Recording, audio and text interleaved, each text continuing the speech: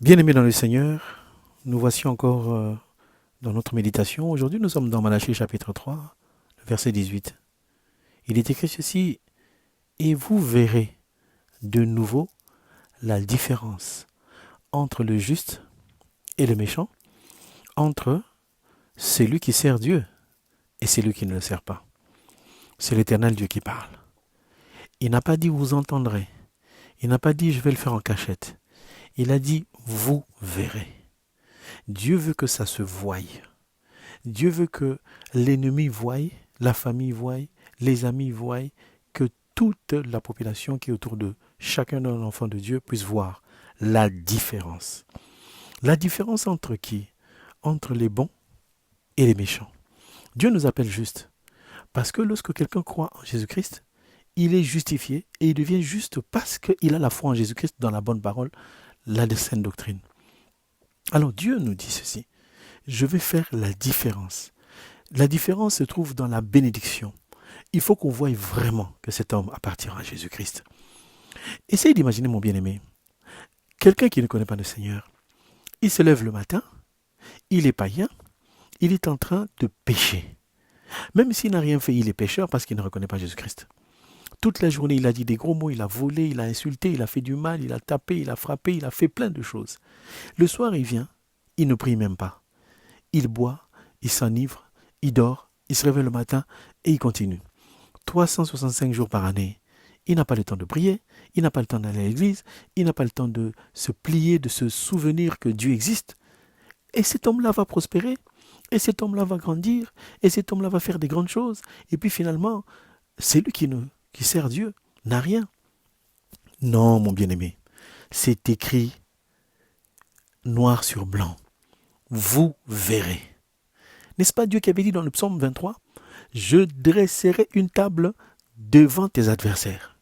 C'est-à-dire que nous ne pouvons pas prier pour que les adversaires meurent. Nous ne pouvons pas prier pour que nos ennemis meurent. Nous devons prier pour qu'ils soient en vie, de manière à ce qu'ils se rendent compte qu'ils nous avaient compliqué la vie. Ils nous avaient bloqués. Mais Dieu a fait la différence. Cette différence, c'est la bénédiction. Parce que ce que le diable veut, c'est quoi? C'est que tu ne sois pas béni, tu ne te maries pas, tu n'aies pas d'argent, que tu te plaignes, malade, manque d'argent, manque de ceci, pauvreté, rien ne marche. Ça, quand ça arrive, le diable est content. Mais Dieu dit, c'est lui qui me sert. Il n'a pas dit c'est lui qui va à l'église. C'est lui qui me sert. Sert Dieu et Dieu fera la différence. Dieu veut faire la différence. Pourquoi? Parce que quelqu'un qui sert Dieu, il est en train de faire la volonté du Seigneur. Comme quelqu'un fait la volonté du Seigneur, Dieu a dit personne ne peut travailler gratuitement. Imagine-toi, tu es jeune fille, tu es jeune garçon, tu te prives. Tu dis, je ne vais pas commettre l'impudicité, je ne vais pas avoir de copines ni de copains. Je vais m'éloigner de toutes ces choses du monde, de la boisson, de la fête, de plein de choses. Tu vas à l'église, tout le monde même commence à dire, mais tu as vieilli, tu n'avances pas, tu ne fais... Mais justement, quand on se donne à Dieu, dans cette dimension, on se prive. Dieu voit, il va mettre la différence. Cette différence doit être visible pour témoigner que cet enfant s'est privé, pour témoigner que cet enfant m'aime, cet enfant contribue, il donne même la dîme, cet enfant avance avec moi. Il faut qu'il y ait la différence. La différence, ce n'est pas nous qui allons la chercher. Je ne vais pas présenter ma voiture devant tout le monde. Je ne vais pas présenter mes vêtements devant tout le monde. Mais ceux qui viendront auprès de nous, comme ils sont des païens, il faut qu'ils remarquent que nous sommes bénis. Il faut qu'ils remarquent que nous sommes dans la joie. Il faut qu'ils voient que la maladie, quand elle vient, elle s'en va. Il faut qu'ils voient qu'il y a des grandes choses. Il dit, mais toi, tu ne travailles pas beaucoup, mais comment tu arrives à faire des grandes choses comme ça? Nous avons le même travail, mais comment toi, tu es à l'aise et tu fais plus de choses? C'est ça la différence. Cette différence est d'abord physique. Dieu, parce que l'ennemi, qu'est-ce qu'il va comprendre? Tu parles en langue, ça ne lui fait pas la différence. Il va dire, c'est une secte.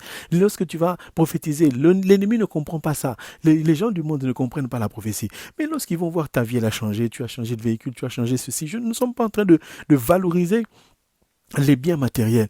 Mais ces biens-là, ils sont aussi utiles pour que lorsque nous prospérons, lorsque nous avançons, qu'on ne dise pas les chrétiens n'ont que des petits boulots, ils n'ont pas d'argent, ils n'ont pas ceci, comme c'est dans la coutume de tout le monde. Tout le monde déclare, oui, mais quand on est enfant de Dieu, on n'a pas d'argent, on n'a pas ceci, on n'a pas cela. Non, c'est faux.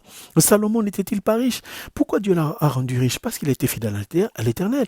David, c'était quelqu'un qui servait Dieu, il servait son père, il gardait les moutons. Mais récompense, Dieu a fait la différence devant tout le monde. Bien aimé, le diable, quand tu vas le détruire, ça ne sera pas en cachette, ça sera, tout le monde verra.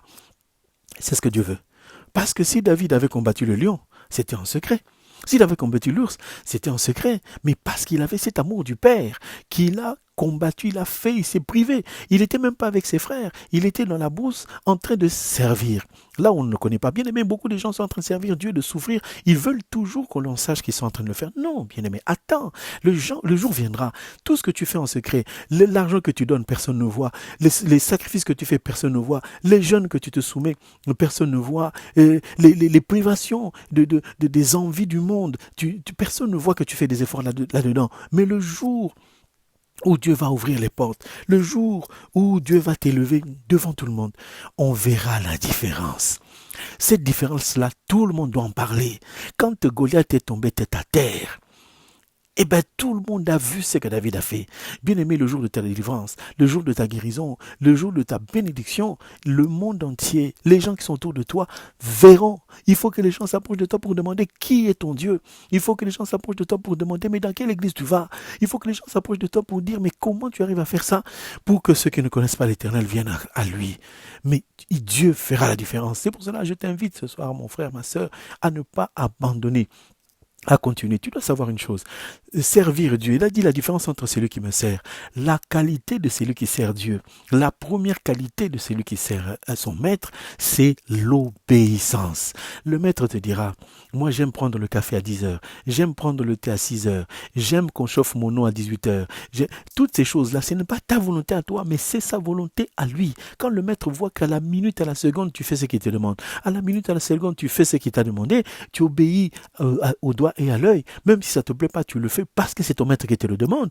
Ce maître-là va dire, qu'est-ce que je peux donner à mon serviteur? Imaginez-vous, il y avait un serviteur qui était malade, mais parce qu'il était fidèle à son maître est allé voir Jésus en disant, il y a mon serviteur qui est malade, soigne-le. Mais ne te déplace même pas parce que je sais que tu es Jésus.